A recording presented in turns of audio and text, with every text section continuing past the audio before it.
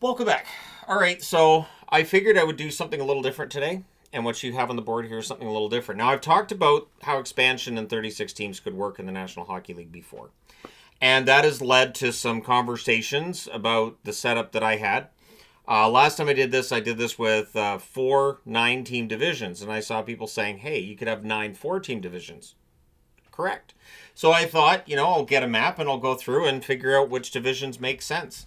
And with this setup, if you go with 9 divisions of 4, the conferences are gone. What you essentially end up with is a setup that you play divisional games and then you just play against everybody else. So you'd have 32 teams outside your division. So if you play them twice each, that's 64 games. So your division games, I think 6 times against all 3 teams in that division. That's 18 games. 18 plus 64, that's an 82 game season. So the NHL could add a couple like rivalry games to that, but I think that makes sense. Now, the other way it could look would be that you try to go with a balanced schedule. Keep in mind, if there's 36 teams, if you play each team twice, that's 70 games already, because that's 35 teams you're playing against. So it does make things difficult. And this is why I have previously floated the idea of going to a baseball style system where you play against your own conference and the other conference plays against themselves as well. You might have a few interconference games, but very, very few. And that way you could have, a really good setup for the conferences. However, that takes away the divisions. But let's go through, and I'll go through the divisions here for you. The Northwest Division is Calgary, Edmonton, Seattle, and Vancouver. Seattle and Vancouver are very geographically close. Calgary and Edmonton, of course, both in Alberta. So it makes sense to have them together. I didn't feel like moving Seattle into the Southwest worked because they're nowhere near California. They're far closer to Vancouver. The Southwest Division has the returning Arizona Coyotes. I know people have an opinion on this, but I went with the 4 teams that I've been adding when I do this setup to 36 teams.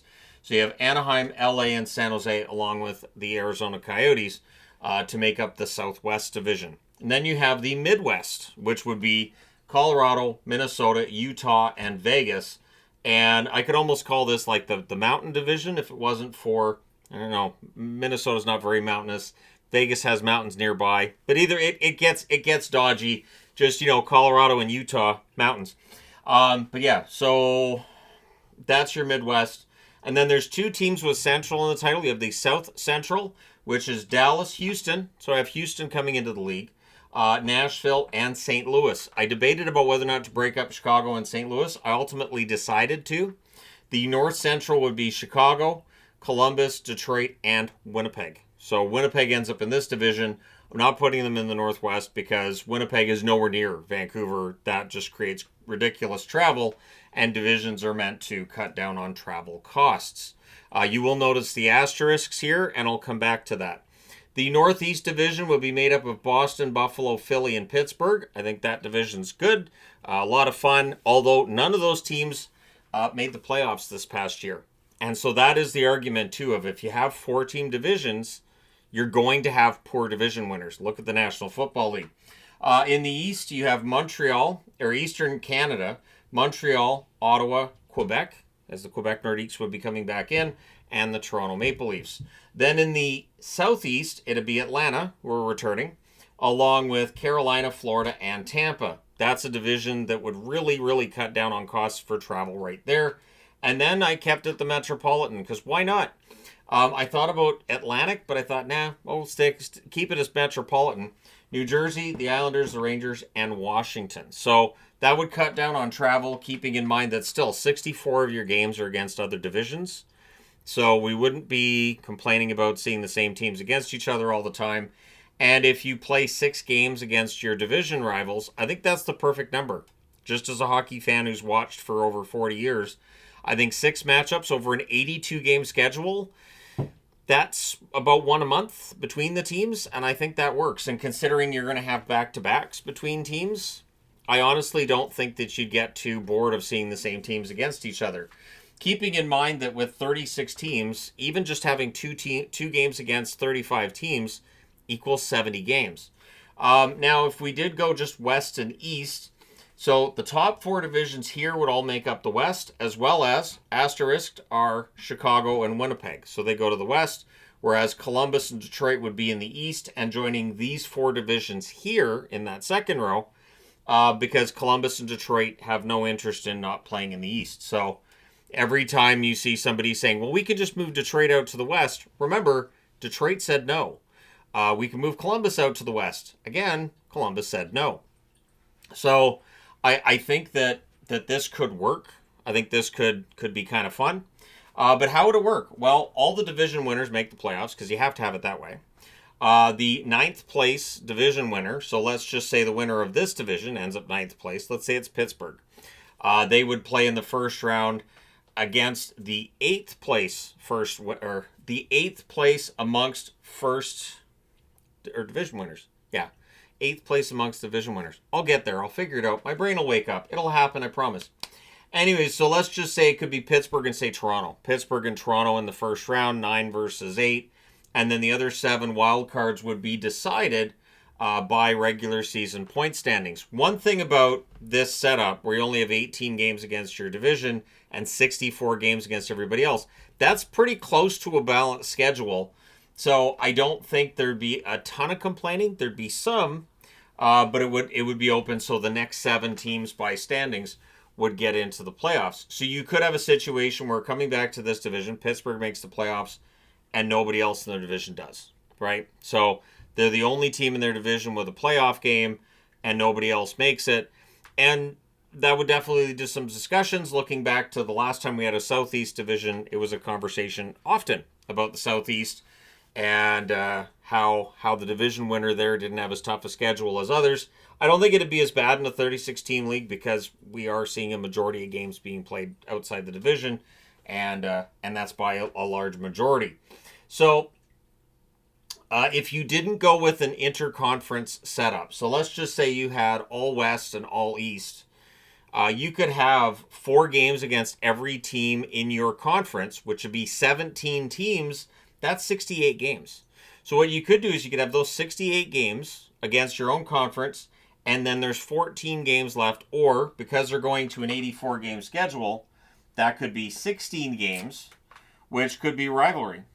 And those 16 rivalry games, the NHL could then decide if they're within your conference or if there are teams in the other conference. So you might end up in a situation where Detroit and Chicago are in different conferences, but the NHL decides, you know what, we'll have them play against each other every year, and it'll be a big deal that they have that one game. Or you could rotate who plays against who. Now, it's not going to happen, and I say this because owners, the reason that this setup is as it is, the reason the schedule is the way that it is owners insist on every team coming into their barn. They sometimes have certain teams that come in that drive up ticket prices and demand, and so they don't want to risk losing access to those teams. So, for instance, Vancouver doesn't want to lose a home game against Toronto, and they don't want to go without a home game against Montreal. So, while there's other teams in the East that Canuck fans wouldn't be excited about, those Toronto and Montreal tickets are really expensive. They don't want to lose those.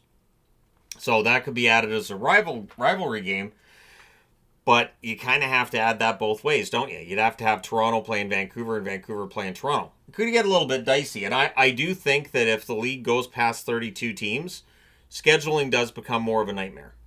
This is something that 25 years ago, when I was busy scribbling down my own team ideas and scheduling ideas, once it got past 32 teams, I found just how difficult it was. I eventually got to 40 teams, and scheduling that was relatively easy because I came up with a system, but basically the system I came up with worked like the NFL, where you'd have days that everybody's playing, and then maybe the next day nobody is, and then for the next couple of days everybody is, and it kind of goes back and forth that way.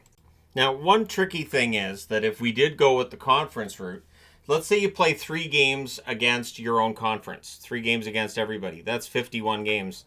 And then 2 games against the other conference is 36. So you end up with 87 games played. So it does get really dodgy really fast. The other option would be to just make divisions go away. Just have a balanced schedule. You have 35 other teams. So if you play 2 against everybody, that's 70 games. And then the other 14 games, the NHL can decide on, again, to be rivalry, I would think. Games that they know owners want to see and players want to play, and people are going to buy tickets to. It is interesting because I don't think the NHL is expanding anytime soon. I think we're looking at 2030 at the earliest.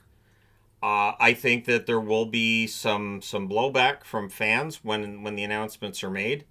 But since the NHL is looking at perhaps starting at like $2 billion for expansion fees next time around, that's a lot of money.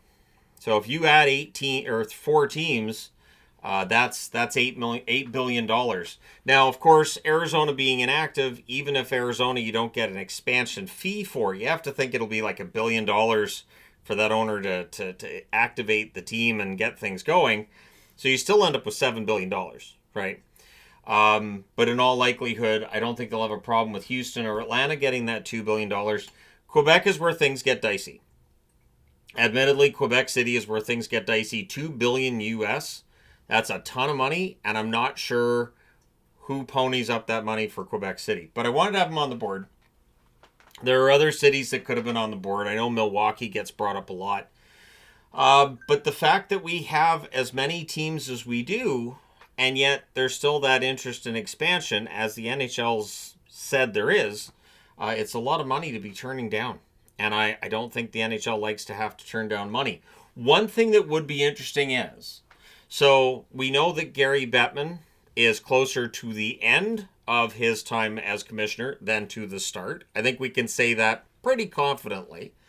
So when Bettman's time is up, whoever takes over, whether it's Bill Daly, whether it's somebody else, could we see a shift in terms of the league's opinion on expansion? And do we see a situation where Bettman retires and then whoever takes over, whether it's Daly or somebody else, says, I really like the idea of 36 teams, and starts to really promote that with the owners and start calling around to locations that they know have interest. I think it's going to be tough. I agree that, it's hard enough to win a Stanley Cup now. When there's 32 teams, when there's 36, it gets that much more difficult. But the NHL really likes money, and they seem to like expansion money. And I do think that other leagues in North America will go beyond 32 teams. I don't see any way the NFL doesn't. I think there's just too much money there for the NFL not to. And I think eventually the NBA gets there. I don't know about Major League Baseball, but baseball's looking at expanding right now as long as they can avoid some sort of a work stoppage. But I do think we're going to see leagues go beyond 32 teams. And it's not a matter of my opinion on this being one way or the other. It feels like that's what we're going to end up seeing. So let me know your thoughts in the comment section below. I tried to come up with whatever ideas. I didn't come in with the play-in idea, but I do understand that if you did get to 36 teams and you revamp everything, I think I'd be more open to a play-in setup or something like that if we had 9 divisions and we had a schedule that was really pretty balanced. And you could have, say, Vancouver and Ottawa playing a one-game, winner ends up in the playoffs, the loser goes home kind of game. Maybe it's Tampa Bay and Nashville. Maybe it's LA and Philadelphia. Like 2 teams that are geographically nowhere near each other. I think that could be really interesting. And that's the one way that I think it could be interesting is if we just did away with conferences altogether. I don't think the league will ever do that. I don't think the NHL will ever go that far. Remembering the early 80s when they had 1 versus 16, 2 versus 15, etc. Channels didn't like it. They don't like not knowing who's playing who in the next round. This is why I don't think this would necessarily fly with ESPN or Sportsnet. I think they'd prefer if the league didn't go in this direction. But I think fans would like it. I think it'd be enjoyable, and I think we would see completely new matchups every year. The only problem is it does kind of do away with rivalries. I think people take rivalries for granted a little bit in the National Hockey League, and when we're seeing, say, Boston, Seattle in the first round, and then in the second round, Boston's playing Minnesota, and then in the third round, Minnesota goes from playing against Boston to playing against Carolina. Like, it could just be chaos. But maybe we end up going in that direction. Let me know your thoughts in the comment section below. As always, hit like and subscribe in the event you may not have done so. But yeah, I think this could be fun. I think the NHL could do something really fun with this too. But let me know your thoughts. I don't see them just going to 34. I know that's likely where it's headed initially, but as we saw with getting to 32, eventually they got to 32. Eventually, I think they'd get to 36. But thank you guys for all your support. I thought this would be a fun topic for the summer. So since it's summer and all, and it's hot here, I figured let's have a discussion. I'll throw on a hockey jersey and we'll have a discussion of if the league went to 36 teams, how that might look. But let me know your thoughts. Hit like and subscribe if you haven't done so already. Thank you guys so much for all your support. It's greatly appreciated. I will talk to you again soon.